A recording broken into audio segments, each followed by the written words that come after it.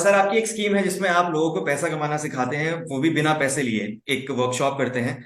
उस स्कीम में sir women's के लिए क्या है? जो विमेन घर पे बैठी हैं उनको आप किस तरीके से उनको मोटिवेट कर सकते हैं? क्या सिखाते हैं आप उस स्कीम के थ्रू एक विमेन को? महिलाओं के लिए हमने एक मॉडल बिल्ड किया है, इसको बोलते हैं इंडिपेंडेंट बिजनेस कंसल्टेंट। एक पावरफुल ऐसा मॉडल है जहां पे हम कहते हैं any buddy can definitely earn, ABCDE। हम उनको सिखाते हैं वो सारे स्किल सेट, वो माइंडसेट, वो 21वीं सदी के जितने भी स्किल सेट चाहिए, जिससे उस गैप को खत्म किया जा सके, जिससे आप अपने आप को बिल्ड कर सके। आप घर पे रह के भी काम कर सकते हैं, अपना ऑफिस सेटअप करके कर सकते हैं। कैसे आपको शुरुआत करनी है, शुरुआत की चैलेंजेस क्या है, बिजनेस खड़ा कैसे करना है, बिजनेस बड़ा कैसे करना है, मार्केट की समस्याओं को कैसे उसका समाधान निकालना है। तो मतलब एंटरप्रेन्योरशिप पे बड़ा बिजनेस ने बहुत काम किया है। बेशक सर, बहुत सारी महिलाएं उससे जुड़ेंगी और बहुत कुछ सीखने को मिलेगा उनको बिजनेस के ऊपर। सर जो वुमेन एंटरप्रेन्योर्स होती हैं वो क्या चैलेंजेस फेस करते हैं? क्योंकि उनको जो सैलरी रेशियो होता है वुमेन और मेन का, तो वो काफी फर्क होता है उसमें, कुछ नीचे कुछ ज्यादा।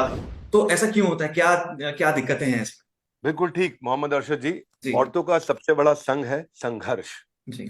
संघ है इनका संघर्ष। औरतों के संग रह करके भी उनका सारा हर्ष उनके संघर्ष में समाप्त हो जाता है। रसोई हो या मैदान हो, ऑफिस से हो या कोई भी स्थान हो, आज की नारी हो या हमारे पुराण हो, नारी की चाह पर आरी चलती आई है, नारी की बारी सबको खलती आई है। तो वुमेन पावर ये ऐसी है कि जो विद्या भी है वो लक्ष्मी भी है, वो हम्म। अन्नपूर्णा पेट भरने वाली भी है।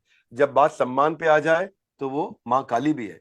तो आपका जो सवाल था उस पर आता हूँ कि वुमेन एंटरप्रेन्योर क्या चैलेंज फेस कर रहे हैं और जो डिस्पैरिटी है अर्निंग में। एंटरप्रेन्योरशिप एक चैलेंज है और महिला के लिए ये और बड़ा चैलेंज है, क्योंकि हमारे देश में हर 100 एंटरप्रेन्योर में महिलाएं केवल 7 ही हैं। उनको चाहिए क्या? उनको शुरुआत में फैमिली चाहिए, फंड्स चाहिए, फ्रेंड्स चाहिए, फ्री वर्किंग एनवायरनमेंट चाहिए, एक जी। फियर फ्री एनवायरनमेंट चाहिए।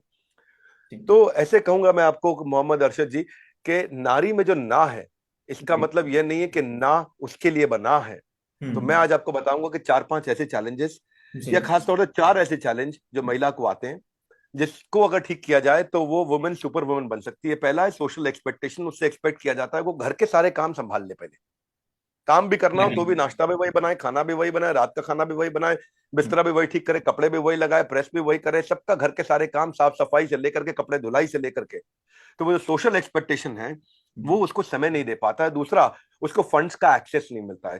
तीस हम्म। परसेंट स्टार्टअप इसीलिए फेल हो जाते हैं क्योंकि उनको फंड्स नहीं होते। सफिशिएंट फंड शुरुआत में जरूरी होती है, कम हम्म। से कम पहले 3-4 साल तक। लेकिन आप हैरान हो जाएंगे, 1% नहीं, 0.3% वीसी फंडिंग महिलाओं के एंटरप्रेन्योरशिप मॉडल पे इन्वेस्ट करी गई है। यानी कि एक सिर्फ। परसेंट भी पैसा, केवल 0.3% पैसा वीसी फंडिंग जो है वो इंडियन वुमेन लेड कंपनीज पे आया है। तीसरी बात, बहुत कम सेक्टर्स हैं जो वुमेन के लिए फ्रेंडली सेक्टर माने जाते हैं। एजुकेशन को माना जाता है, टीचर बन जाओ, अपैरल कपड़ों के लिए या ब्यूटी केयर के लिए। ये उनके एक्सपीरियंस को, उनकी अपॉर्चुनिटी को, उनकी कैपेबिलिटी को, उनकी ग्रोथ को लिमिट कर देता है। अगर ज्यादा सेक्टर वुमेन फ्रेंडली बने तो बात बनेगी। और चौथी चीज, उनकी मोबिलिटी की दिक्कत। आज भी भारत को उतना सेफ महिलाओं के लिए नहीं माना जा रहा है। पेरेंट्स और फैमिली मेंबर्स इस स्ट्रेस में रहते हैं कि वो ट्रैवल करेगी, किस होटल में रहेगी, होटल में सेफ रहेगी नहीं रहेगी। बिल्कुल सही बात है। तो जितने पुरुषों के पास हैं, अगर हमारे यहाँ महिलाएं गाड़ियां और बाइक स्कूटर केवल 10% पे भी पहुंच जाएं पुरुषों के मुकाबले, तो बहुत फर्क आ जाएगा मोबिलिटी में। अगर उनकी मोबिलिटी लिमिट हो जाती है, वो ट्रैवल नहीं कर पाती हैं, वो बाहर नहीं जा पाती हैं, तो उनकी ग्रोथ को ये बहुत रुकावट देता है। कमाल की बात है, जिस देश में हर साल बोर्ड के एग्जाम्स में महिलाएं आगे रहती हैं, लड़कियां आगे रहती हैं, वहीं एक मानसिकता की वजह से पे में पिछड़ जाती है। जिस पे की बात आप कर रहे थे, स्त्री कभी हारती नहीं है, उसे हराया जाता है। समाज क्या कहेगा ये कह के उसे डराया जाता है।